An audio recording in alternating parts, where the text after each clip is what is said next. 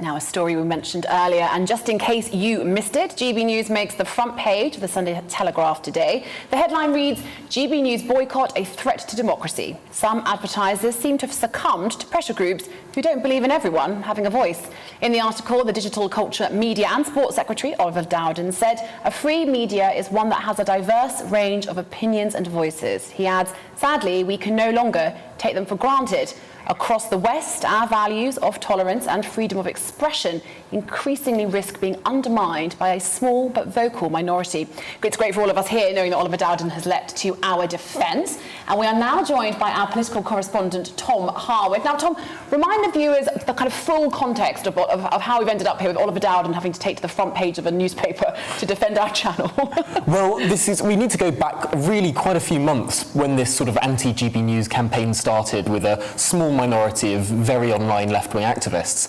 And these people, before a second of GB News was ever aired, before any of us got to say anything on the airwaves on this channel at all, these people started to say that this shouldn't be allowed, that this new channel was somehow hateful. Now, I haven't seen a second of hate broadcast on this channel at all, and I don't think that it would have mattered whatever we said, because these people would always try and take us off air. But sadly, at the beginning of this week, a few brands sort of saw a couple of tweets and decided to pull their ads. I'm pleased to say that actually a lot of people have now come back to advertising the channel. There's been a bit of a counter backlash happening with big cultural figures, for example, Oliver Dowden in the Sunday Telegraph today, but also many, many more saying that, hang on, this isn't right. Just because we might not disagree with something doesn't mean it doesn't have a right to be heard. No, but you rightfully mentioned it is a small minority, but isn't this kind of what the idea of cancel culture is? How a tiny minority, through to some extent the power of social media, are able to weaponise that power in order to put pressure on corporate bodies to change their behaviour? Absolutely, and I think that one of the really curious things here is that it doesn't take that many people. It takes a few tweets and then some jumpy executive, or probably more likely some jumpy social media manager who doesn't actually have any operational decisions within the company at all, sort of thinks, oh, this might be a bad look because a couple of people with hammers and sickles in their Twitter bios have decided that this shouldn't be allowed on the television. So I think that really what's happening now is that we're starting to take a step back, seeing some sense, and having some really weighty people, really sort of respected people step up and say, hang on, what are we doing? What's going on here? Let's take a step back away from this tiny Twitter mob. And some of the brands have sort of made a half reversal. Ikea, for example, one of the very early companies who said we won't be advertising on GB News because we went against humanistic values. They're now saying they're going to press pause. Do you think, actually, Tom, that they now have a problem with integrity because we don't know what IKEA stands for, do we? If a few voices shout out and they change their decision, and then a few voices shout out again and they change their decision again. You know, why do you think some of these brands have decided, okay, we've made a really strong statement, but now, we're going to sort of half reverse? It's interesting, isn't it? A brand like IKEA doesn't like a channel that has, for example, made some pretty forensic inquiries of government ministers over the last week, but they will be happily setting up stores in Saudi Arabia where people can get their hands cut off for stealing. Now, I don't know which one is more humanistic as a value, cutting people's hands off or interrogating government ministers, but it does seem that I think people are starting to take a little bit of a step back now. And for example, a company like the Co-op that has run into these pressure groups earlier and before actually now has a policy that they won't try and interfere with editorial stances of various media organisations and are happily continuing to advertise on this channel. And I think that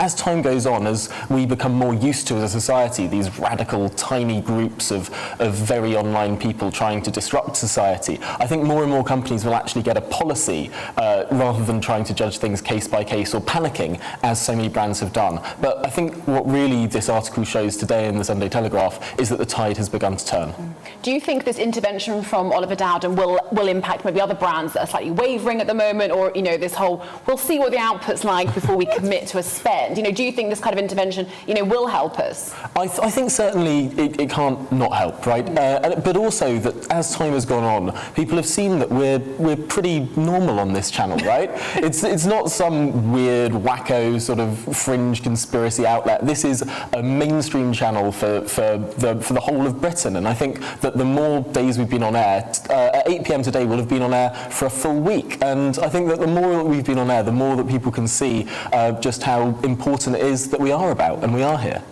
I mean, some of the things that Oliver Dowden said in that article was kind of, our society should be committed to tolerance and freedom of expression.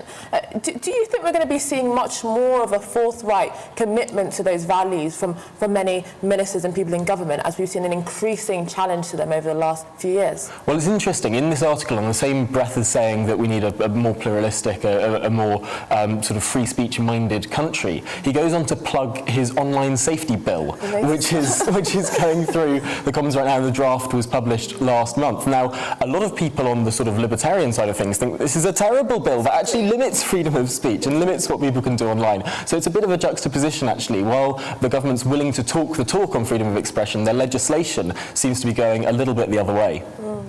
I mean, a question that I actually asked to Dan Hodges, I'm interested in your thoughts as well. I mean, we had the Education Secretary intervening in that whole debate about removing the picture of the Queen in the Common Room. We've had Oliver Dowden talking about retain and explain when it comes to these debates about statues. Are we going to see this much more, kind of politicians intervening in the culture wars?